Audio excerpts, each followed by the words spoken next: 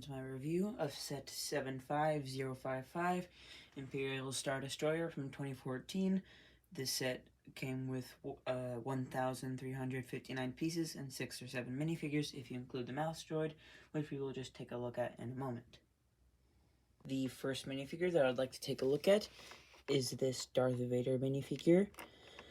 It's your pretty standard Darth Vader minifigure with no arm printing on either side. He came with a lightsaber, and the helmet does not have the bottom piece like he does in some of the more newer models of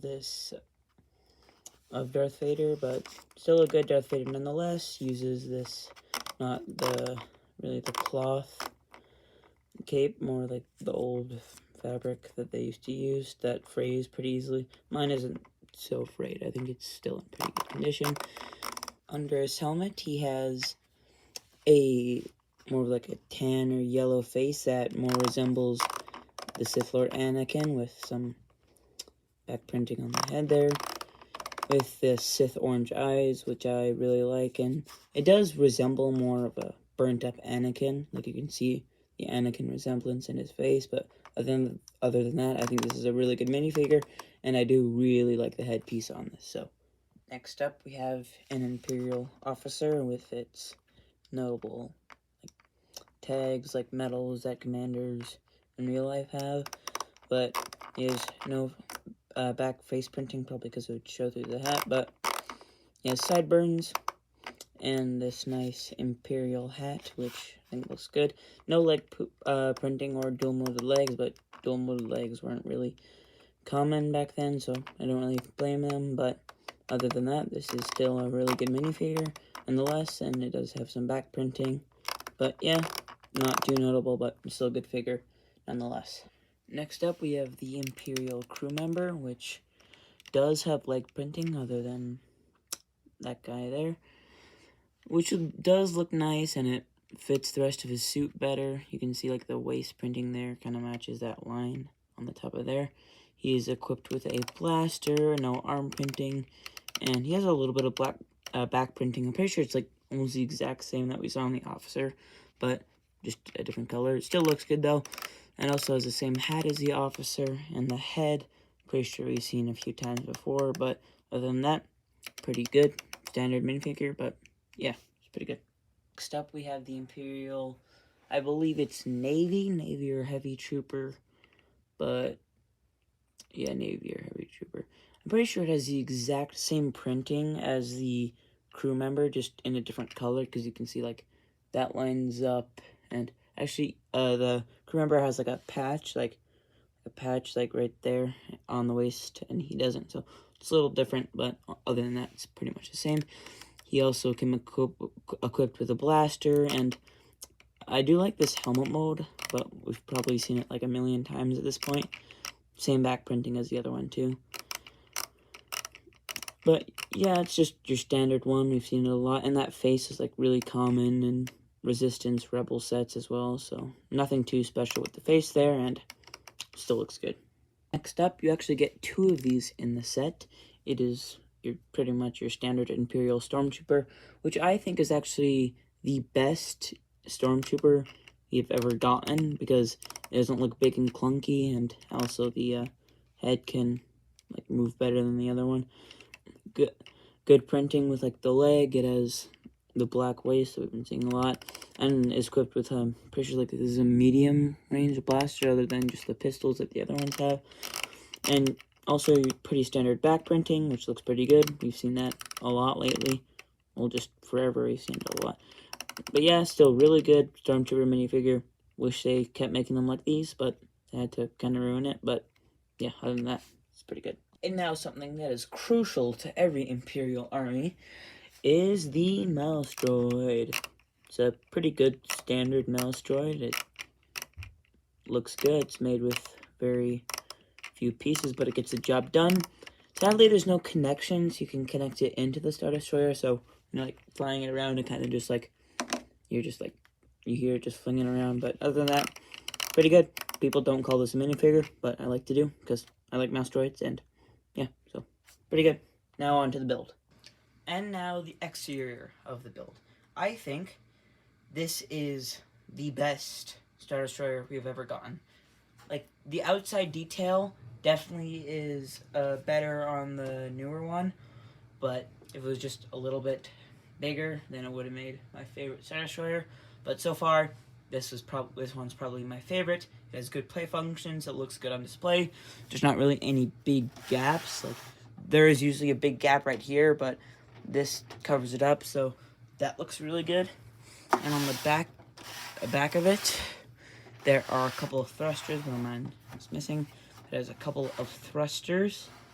3 big ones and 4 of the smaller ones, like boosters. And I like the detail that they use with the slopes and cylinders to have the side panels just sit nice on it, and it looks really good from a display standpoint from the back here. And on the back of the bridge, if you open it up, you have a place to hold any of your extra spring-loaded shooter missiles. So that's a cool thing. Just store them in there. And if you lose them, they'll be ready to go. I just close it back up there.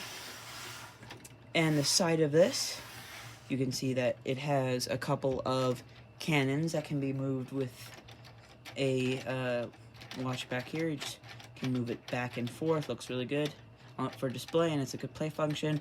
Doesn't look too ugly. And I like the techniques that they use to make it move. They have a couple of the like connector pegs in there with some of the clip pieces to like hold on to them, and that's what allows them to move back and forth like that, which I think looks really good. And for the front of it, there's some nice greebling up here using these clip pieces. I just think it looks really good. Then there's a sticker on the bridge there, which I don't like stickers, but they make the build look better, even though they would be nicer printed, but it still looks good nonetheless. And yeah, for the exterior, it looks really good.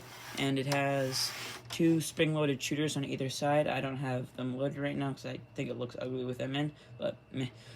Yeah, you can fire off, and that's what the back storage was for.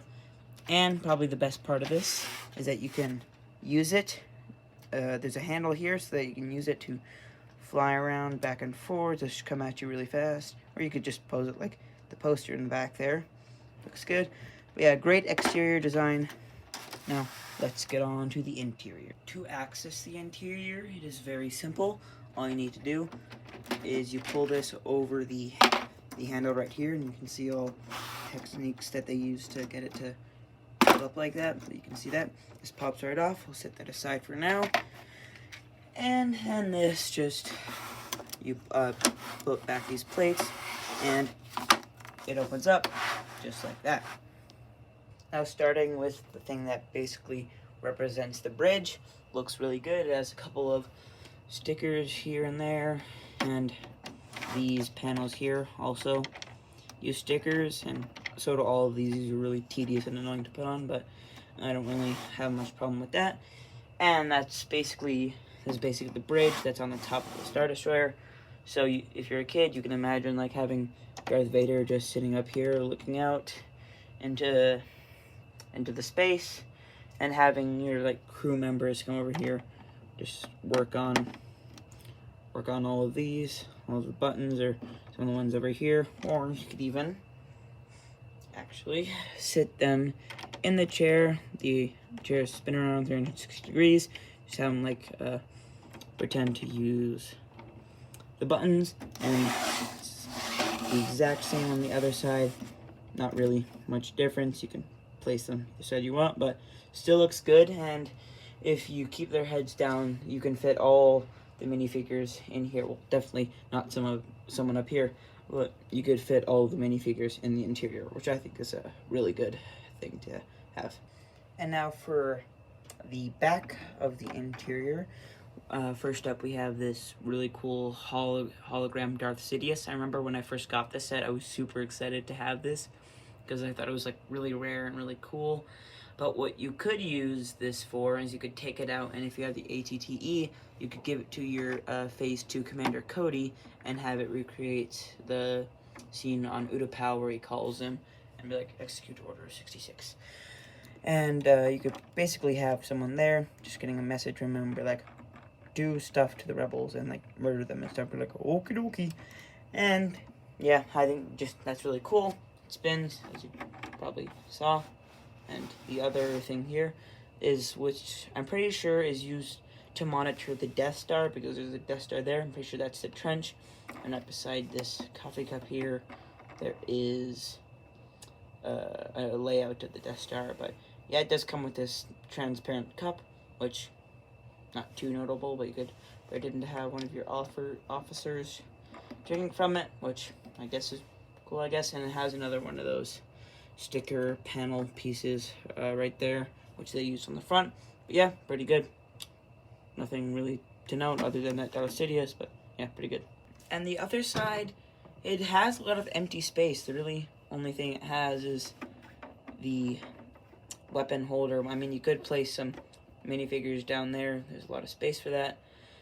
But yeah, nothing really to note here. Another one of those panel pieces, so you can actually see it better from in here, all the techniques that they use to get the handle to like carry the entire weight. And yeah, nothing really to note. What I like to have is either some stormtroopers or even the mouse droid just sitting there. Again, like when you're flying it around, he just does that. But other than that, it's pretty good. And honestly, it's a really good interior. But I think there's just a little bit of empty space here. And now for something that I would like to call the swooshability test, is just test all the ways that you can possibly swoosh this starship to see if it would be fun for kids or just to ride around using a skateboard around your cul-de-sac. So basically, there's many ways to swoosh it. You can grab it on by the handle like so, and you can just swoosh it around. Back and forth is a very effective method on swooshability, because you just pick it up and just, well, capital ships don't really swoosh, but it's still a good swooshable ship nonetheless. Or you could grab it from the bottom and just swoosh it that way, like this and like this, and really good swooshability on this. Like you can just I can see kids like having a lot of fun playing with this, but yeah, really good on the swooshability scale for this particular set. And now for my final rating. For the minifigures, I will give it a 6. I like the minifigures, but it's nothing that I would jump for joy at getting at in a Star Destroyer. For design and aesthetic, I'll probably give it a 9. I do really like it. I think the only reason I'm giving it a 9 is because we now have that new one, and we can see what LEGO can do with their design. Still looks really good. Interior, I will give it, also a 9. I just think there's a lot of empty space in that back left that you saw. And just overall, I think this is 8.5 to a 9 for me. Mostly because of nostalgia, but also this is just a really phenomenal model. And yeah, 8.5 to 9. I think that's a fair rating.